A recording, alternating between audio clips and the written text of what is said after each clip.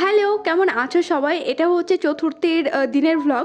এতদিন পরে আপলোড দিচ্ছি কারণ গরিবের ভাঙাচোরা ফোন সমস্ত ভিডিও কি করে জানি ডিলিট হয়ে গেছিলো। তো সেদিনকে আমরা গিয়েছিলাম হচ্ছে কল্যাণীতে, দুপুর ওই 2:30-র দিকে বাড়ি থেকে বেরিয়েছিলাম। তোরে আর চশমা পরতে হবে না, আমাকেই দে, আমি ওই মানুষের জিনিস ঝেপেই পড়ে নিই। তারপরে সীমানগরে চায়ের দোকানে চা খেয়ে আমরা বেরিয়ে পড়েছিলাম কল্যাণীর উদ্দেশ্যে। আমাদের বাড়ি থেকে কল্যাণী এত দূর, আমি তো গাড়িতে বসে বসে ঘুমিয়ে পড়েছি। তারপরে 3-4 ঘন্টা জার্নি করে পৌঁছে গেছি কল্যাণীতে। আর ওখানে গিয়েই তো আগেই তো গিলতে হবে কিছু। তো ওখানে গিয়ে আমি নিয়েছিলাম চাউমিন, বাকিরা নিয়েছিল এগরোল আর বিরিয়ানি।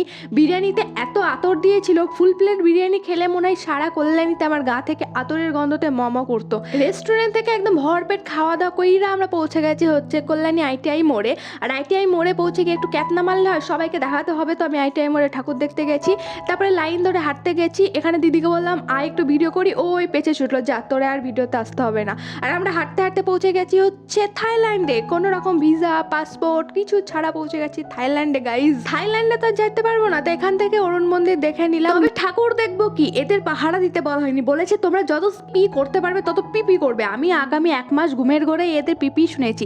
ওখান থেকে চলে গেছিলাম হচ্ছে রথতলায়। আরে তোরা ঠেলাঠেলি করিস না, সামনে এত ভিড়, তোরা আগে যেতে দেবে না।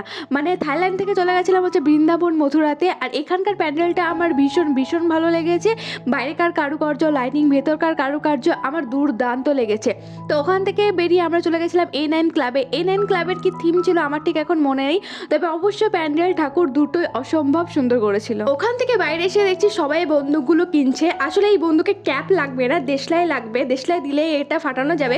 আমার সামনে এবার কেউ উল্টো পাল্টা বকলে এই বন্দুক দিয়ে একদম উড়িয়ে। এদিকে দাদা আর বুবাই বল ছোড়া খেলছিল। আমি ওদেরকে বললাম বল ছুড়িস না, কিছুই পাবি না। তো ওরা দুজন মিলে বল ছুড়লো, আর সেই আমার কথা সত্যি হলো। ওরা এমন নাম্বার করেছে যে নাম্বারই কিছুই নেই। 3 3 6 6 2 8 8 আগে 9 9 4 13 13 3 16 হয়েছে। 16 নাম্বার হয়নি, 18 নাম্বার ছিল লাস্ট। 16 নম্বরে কিছু নেই, 20 টাকা লস। 28 হয়েছে তোর, 28 ছিল, 28 হয়েছে, 28 হয়েছে, 28 কিছু নেই, 18 ছিল। তিনজনা মিলে বল ছোড়া খেলেছে, না কিছুই পাইনি। ওখানে 20 টাকা পুরো লস, হাওয়াই উড়াই দিয়েছে।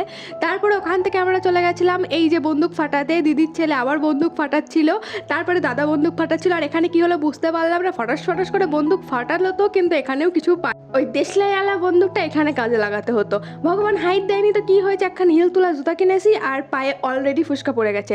ওখান থেকে বেরিয়ে আমরা চলে আসি হচ্ছে বিরোহীতে রাতের খাবার খেতে। রাত দিন দুপুর যাই হোক কেন, আমার তো ক্যাট মারা লাগবেই, তো ওখানে গিয়ে ক্যাট মারছিলাম। তারপর এখানে অনেকক্ষণ বসে থাকার পরে খাবার দিয়েছিল, কারণ পুজোকালের দিন সবাই আমাদের হেলার মতো ঠাকুর দেখতে বেড়ায় পড়েছে।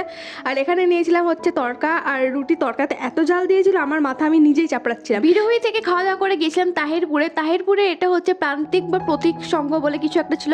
আমি এইবার পুজোতে যতগুলো ঠাকুর, যতগুলো প্যান্ডেল দেখেছি, এইটা আমার সব থেকে বেশি ভালো লেগেছে। যেমন ঠাকুর তেমন প্যান্ডেল, বিশেষ করে ঠাকুরটা অসাধারণ লেগেছে। ওখান থেকে চলে গেছিলাম এই প্যান্ডেলটা, কমিটির নামটা আমার ঠিক মনে নেই, তবে এখানকার থিম ছিল হচ্ছে সাঁওতাল। এই প্যান্ডেলটা বেশ অনেকটা বড় ছিল। আর আমি প্যান্ডেলে গেলেই প্রথমে হচ্ছে একটু হাওয়া খেয়ে নিই। জীবনটা তো পার করে দিলাম মানুষের নকল মুখোশ দেখতে দেখতে। তো এখানে একটা আসল মুখোশ ছিল, তাও আবার এত বড়, ওটার সাথেই প্রথমে ছবি তুললাম। আমরা তাহিরপুরে এরপরে আর কোথাও ঠাকুর দেখতে যাইনি, কারণ তখন প্রায় রাত 2-2:30 বেজে গেছিলো। তোমাদের সাথে দেখা হচ্ছে পরের ভিডিও।